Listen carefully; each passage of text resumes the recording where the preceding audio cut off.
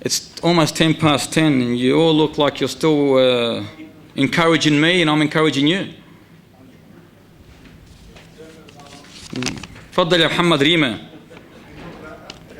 We always have this Muhammad Basal since it's the last lesson before Ramadan. People like to understand the month of Ramadan and you don't want to oppress them by just saying وَيَخْرُ دَعْوَانَا, and that word is very, very known to you, tabarakallah.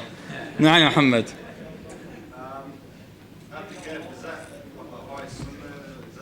I'tikaf, Allahu Akbar. It is a thing that Muhammad ﷺ used to do every single month at the end of Ramadan, the last 10 days. Except the year that he died in, he done it for 20 days. It is extremely encouraging, extremely advisable and recommended. If you can do it, you do not miss out. But do it correctly. Because i'tikaf is no other than isolation and seclusion between you and your Rabb. So you place yourself in a place. I'm not saying do Ibn Arabi style or the Hallaj style. I'm saying isolate yourself to Allah Ta'ala and read and be attentive. Do more acts of worship. Get close to Allah Ta'ala in the way it's been taught to us in the Sunnah. I am 5 months pregnant and have very low iron. I would really like to fast, but I'm worried that if it will affect my baby. This is my first pregnancy and my doctor always scares me with bad news. Should I fast? If not, what can I do? I advise you not to fast. I advise you, inshaAllah ta'ala, to abstain from fasting, and all you should do is feed for every day a poor person that you missed.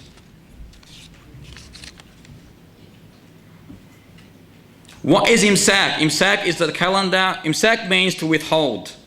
To withhold. Linguistically, imsak means withhold from something.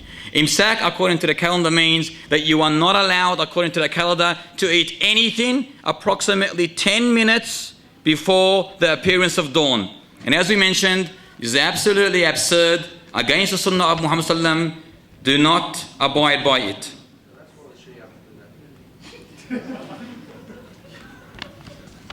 I naturally get high blood pressure, which I take medicine for.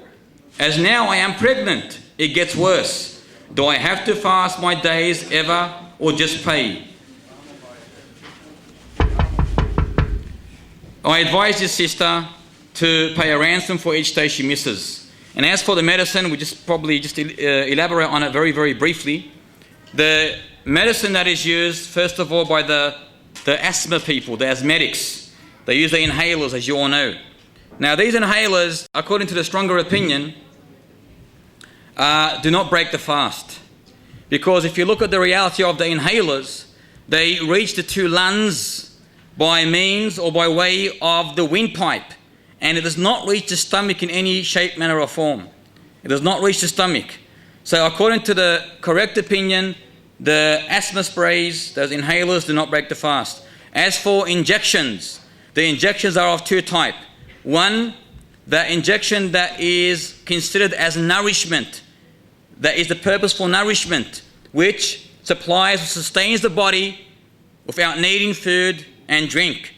This is considered like food, and thus it breaks your fast. As for the second injection, is not of nourishment. So if you have that injection that is not of nourishment, it does not break your fast. The injection that is considered nourishment is, for example, the glucose. You know the glucose that you get next to your bed when you're sick, for example, in hospital? Or another one is the saline solution, salt and water, whatever it may be, that likewise give nourishment, nutrients, provisions for the body, and thus that gives a substitute to food and drink. Likewise, we might talk about this quickly, vomiting. Now, astaghfirullah al-azim. As for vomiting, it's still going. Are we in a lesson or a disco?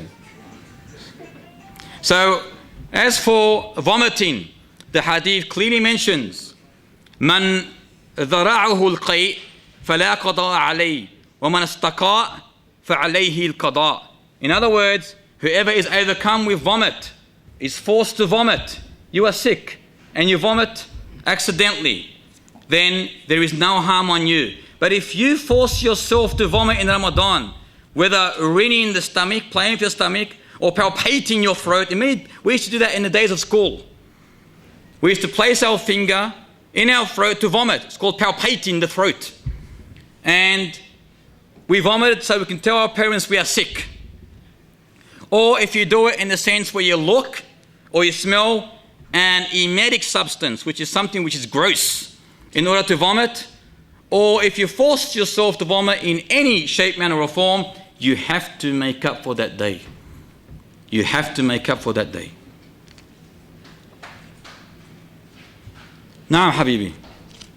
Salam to Allah wa barakatuh.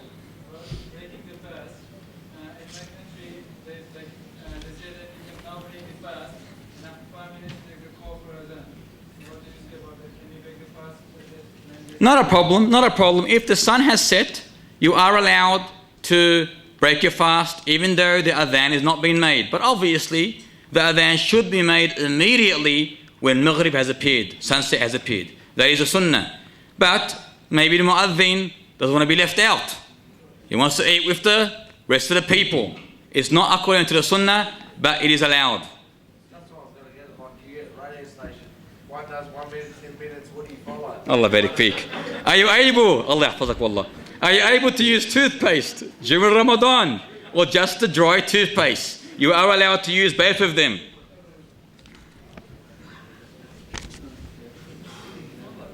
Why is Ramadan so special? Allahu Akbar. Video number 1, please. Number 2.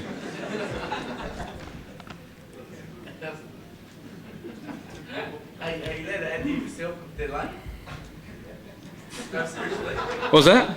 You know, you get the people on the radio that do 1 minute, 10 minutes, you let it add to yourself? If you are sure of the Maghrib, yes, absolutely. Allah barik feek wallah, but make sure. Living in St. Mary's? No, nothing worse. Living there and not knowing the country lifestyle, how in the world would you know when the sunset is? Allah barik feek. That's only a question, inshallah, you passed the test. Now, an example here, or the question here is, how would you tell the appearance of Fajr? Let us say sunset is extremely easy to understand, correct? You see the redness in the sky, number whiteness, it's Fajr, it's sunset. But how would you tell Fajr? You see the light just appearing up between the... Which light? There's 2 lights there. The red light... Allahu Akbar, absolutely correct. There is 2 Fajrs. It's called Fajr al-Kadhib, the false Fajr, and Fajr al-Sadiq, the true Fajr. As for the first one, do not be deceived. It's not far from the second one. The first one, you will see a vertical column of whiteness looking like the tail of a fox in the horizon. That is not Fajr.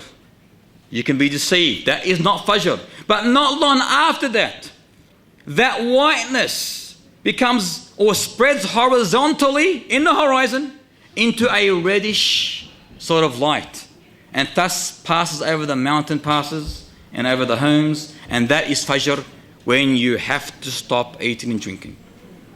And you are allowed to pray your prayer. Tfaddal Habibi. Allah yahfazak wa barik feek. Forecast. Yeah.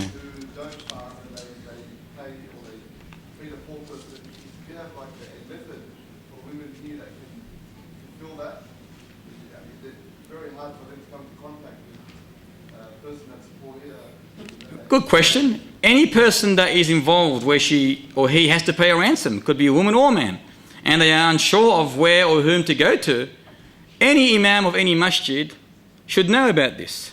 So if you have a problem, for example, we have no problem in assisting you and directing you to that which we believe is the most genuine and authentic, inshallah ta'ala. Are you allowed to give money to your cousins, like family, if they're poor? Seriously? If you're poor, absolutely. But what's the money for? Sadaqah? Absolutely. Give anyone you want a sadaqah. Yeah, sadaqah. It's not like an obligated thing here.